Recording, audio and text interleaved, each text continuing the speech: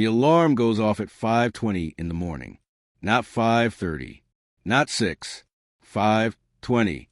Because if I hit snooze even once, the entire day slips out of my control. I open my eyes and just lie there for a moment, staring at the ceiling, already tired, already annoyed. I haven't even stood up yet, and my brain is loud. Lesson plans, emails, that student who walked out yesterday, that other one who hasn't turned in anything for 3 weeks. I finally sit up. My body feels older than it should. People think teachers wake up cheerful, like we float out of bed excited to change lives. Most mornings, I just feel heavy. I make coffee that's too weak, drink it too fast, burn my tongue. I stand in the kitchen scrolling through messages from parents sent at midnight. Angry messages, confused messages, messages that assume I exist 24 hours a day. I don't reply. Not yet. I grab my bag. It's stuffed with papers, notebooks, and supplies I paid for myself. Markers, sticky notes, extra pens because students never have any. I lock my door and step outside. The air is cold, quiet. This is the calmest part of my day. The drive to school feels like autopilot. I've done it so many times I barely remember arriving. The parking lot is already filling up. Teachers walking in with the same tired look. We nod at each other. That's it. No one has energy for more. I unlock my classroom. The lights flicker on slowly like they're also exhausted. The room smells like dry erase markers and old paper. Desks are lined up neatly. For now, I check my email again. 7 new messages. A parent asking why their child failed a test they never studied for. Administration reminding me about new curriculum changes starting immediately. A reminder about a meeting after school. Mandatory. Unpaid.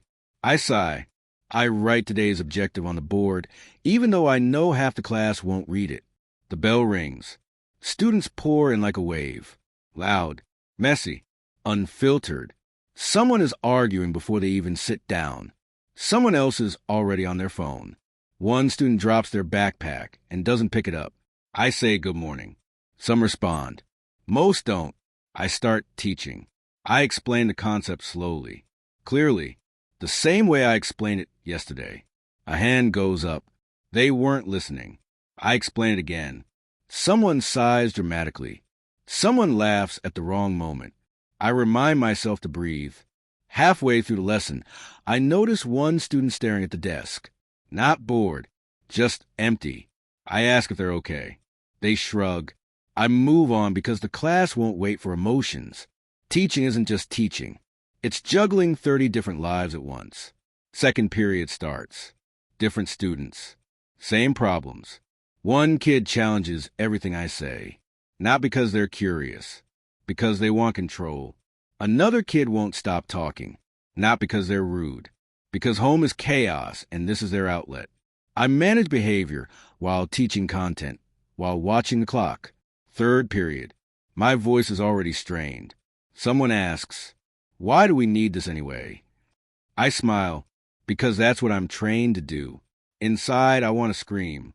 Lunch finally arrives. My break. I eat in 10 minutes. Standing. The rest of the time I spend grading papers, answering emails, talking to a student who needed somewhere safe to sit.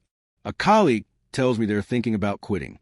Again, I nod, because I've thought about it too. The afternoon drags.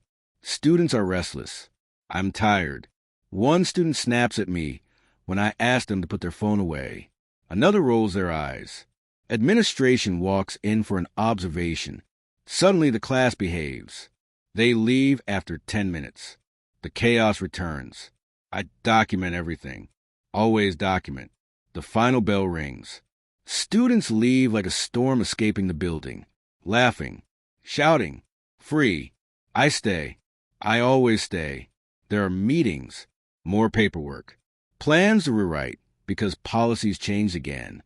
The sun sets while I'm still in my classroom. I finally leave when the halls are empty. My body hurts. My head aches. I drive home in silence. At home, I tell myself I won't work anymore tonight. I lie. I open my laptop. More grading. More planning. I think about the student who finally understood something today, the one who smiled, the one who said thank you quietly on the way out. That's the part that keeps me here.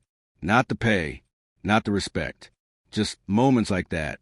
I fall asleep thinking about tomorrow, and then the alarm goes off again, and I get up